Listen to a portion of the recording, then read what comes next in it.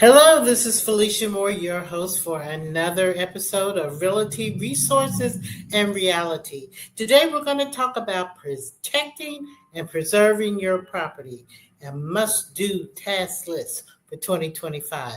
Let's get started.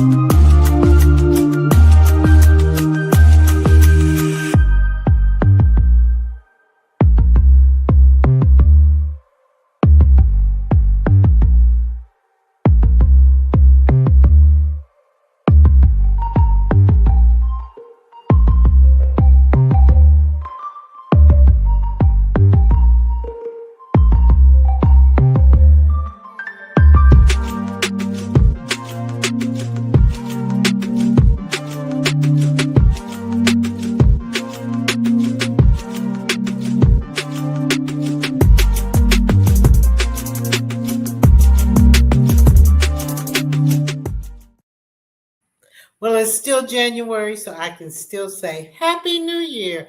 I hope you caught our first episode of Realty Resources and Reality. And now we're into almost the middle of the month. And of course, there's still those things that we need to do. And so this segment is called Protect and Preserve Must Do Property Task, TASKS, for 2025. Just some other things that I think that we should have on our radar screen. And you know me, I'm always going to go back to that main thing that really sticks in my craw, and that is the property deed theft. In our last episode, I told you there was an update that this year they will be requiring by state law when someone comes in and files paperwork on property to be able to show an ID. Now, if you think that's going to stop it, you're fooling yourself. It does help, but it doesn't stop it. So I still want to make sure that you do the first best thing. If you didn't do it last year, you keep putting it off, I'm going to put it right back up there on the screen. Now, you may be watching outside of the state of Georgia, so let me start with you. Go to Google and put in property deed theft registration, help, alerts, however you want to Google it. I'm quite sure your state has some mechanism, either your state or the county that you live in has some mechanism to help you. So you might want to search by state and county both if you're outside of the state of Georgia, because that will help you find out how they're dealing with this. Because it's not just a city of Atlanta or a state of Georgia or a Fulton County problem. This is happening across the country. You know, when you have something of value, there are people out there that are going to find a way to get it. And I'm telling you, just showing an ID is not going to stop someone when they can have a fake ID. So down at the bottom of the screen, first of all, if you live in the state of Georgia, you can register. And I will tell you, take your time when you do it, because you can register it in different ways. You can register by address. You can register by your name. All of the ways that you're able to do it, you can do that. If they're asking you for your deed book and page or other information or your property ID, you can find that online as well. But get all of the alerts that you can get. And the reason why it's important is because if you can't stop somebody from doing it and they do it, you rather find out about it immediately as soon as you can when they do it versus 5 or 6 years from now or months from now when you're trying to do something with your property and then you have title issues because they're telling you you don't own your property anymore. Or you get a letter in the mail and somebody's telling you you got to get out of your property. They're evicting you. Oh, there's a whole lot of things that happen. Not going to go through all of that, but you want to stop anybody from doing anything fraudulent. You even want to stop vendors, people who may have done work on your house or people who may have done nothing on your house. You don't want them filing a lien on your property for you only to find out later. So first on there is where you can go for the state. So anything within the state, any property in the state. Now, my property's in Fulton County. So when I Googled Fulton County's alert, they gave me this. And that's the second website where you can go in Fulton County directly and register. Why not do it in both places? I'd rather have it, two places that may alert me versus no place that alert me, or just one that may take longer because, the county has to report to the state and then the state will report to you. I feel like if I get it on the front end and on the next end, I will have it. If you're not in Fulton County, all you have to do is Google your county. Most county clerk's offices have their own independent notification system. So this is the number one thing on your list. If you haven't done this already, what are you waiting for? Somebody to take your property?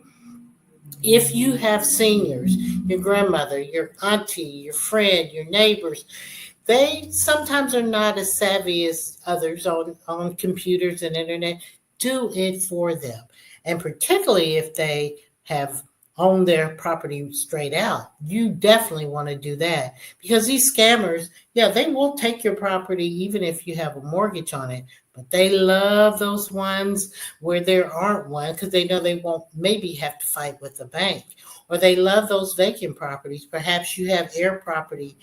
It's a lot. It doesn't have to be a house. It could be a lot or just land and nobody's on it and they don't see any activity. That's a great place to go because they know, okay, this is probably air property. Somebody owns it. They don't even cut the grass. They don't come near here. They're not paying attention to this property. And before you know it, it's gone. There's many stories where houses have been torn down. Oh, the list goes on and on. People are doing some crazy things. The other thing that they're doing now that state legislature is going to have to deal with is trying to evict people because they don't have to show who they are or that they have any interest in the property to go down to the clerk's office and file an eviction on you. We have people who live in their houses. I've seen the stories that are receiving eviction notices. So hopefully they'll plug up that hole. But even with that, people will do everything they can to separate you from a valuable thing, which is your property. And we will do everything we can here at Exit Realty West Midtown to help you, to educate you, and we definitely want you to make sure you do the property registration. I'm going to leave this up for a minute because I want to talk about the second thing that you should be alert on. And even when I was pulling this information, I said to myself, this isn't the year for me, but next year is for me. And I know a friend of mine who this year is it. And that is your homestead exemptions. Now, April 1st is typically the deadline for most counties across the state. But I always implore you, I'm going to be giving you information related to Fulton County. It's pretty similar to other counties. But if you live in another county, Google your county just to make sure there's not some differences. I'm going to talk about, some exemptions that you can get in Fulton County. Well, there may be even some other ones in other counties. I know like some counties, if you become a certain age, you don't have to pay school board taxes.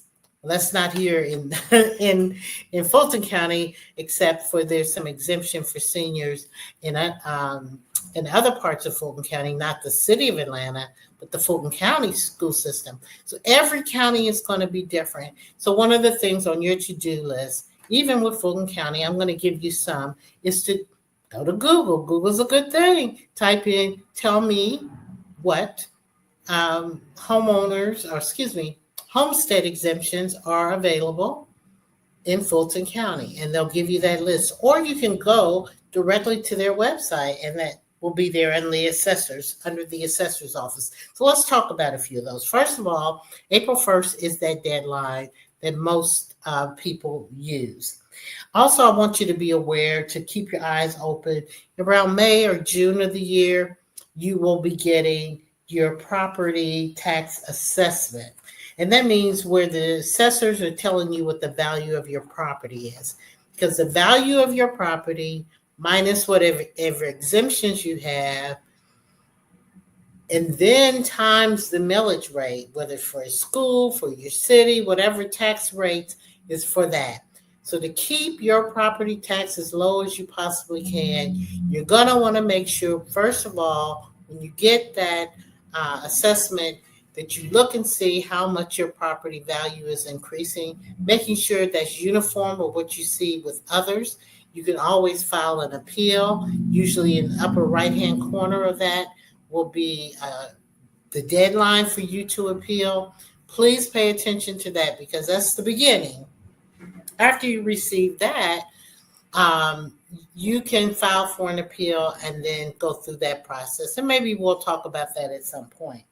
But April 1st is the deadline to file for exemptions. And so everyone, if you are new, just bought the house or something in Fulton County or another county, you would want to immediately file for a homestead exemption if you're living there. That is a good exemption to have, and it keeps your property tax low. Depending on the jurisdiction, there may be some caps that go along with that, but you definitely want to make sure you do that. And most realtors, like myself, good ones, are going to make sure you're reminded to do that before April 1st, depending on when you purchase your property. Senior exemptions, those must be applied for too, but you got to first apply for the homestead exemption. So make sure you have that homestead exemption. So when you are eligible for the senior exemption, you're already in that place. So let me give you some quick ideas of those senior exemptions. There's a basic senior exemption, and that's for people that are 65 years old or older. There's no income limit, and you can get $4,000 off the assessed value. So that's $4,000 that won't be times a millage rate, which can reduce your property tax bill. And this is $4,000 off the assessed value of property for school tax purposes. And you must, of course, be a legal resident and actually live in that property. So that's one that a lot of people miss because you get older and you forget about any particular new exemptions you may have. And I want to remember when I get 65 to apply for these as well. There's a senior school exemption. This is for Fulton County schools. So, you have the City of Atlanta Board of Education school system, but we also have the Fulton County school system, which primarily took place for all of the schools that were outside of that were in the unincorporated areas, which are now incorporated areas, but they're still under that school system. So you will get a $10,000. You will get at 65. You have to have an income requirement. If you have a gross household income of $10,000 or less, you can apply for this. And this is for Fulton County school taxes.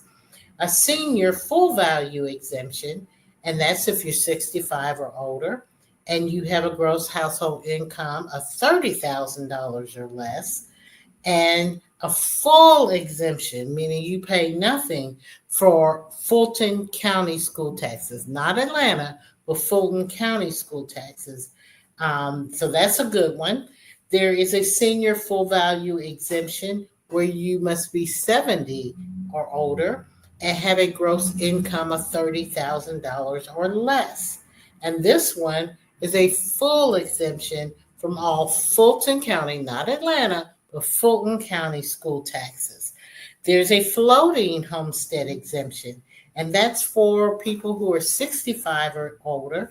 This one has no income limit, so everybody who's 65 or older who has a homestead exemption can apply for this one.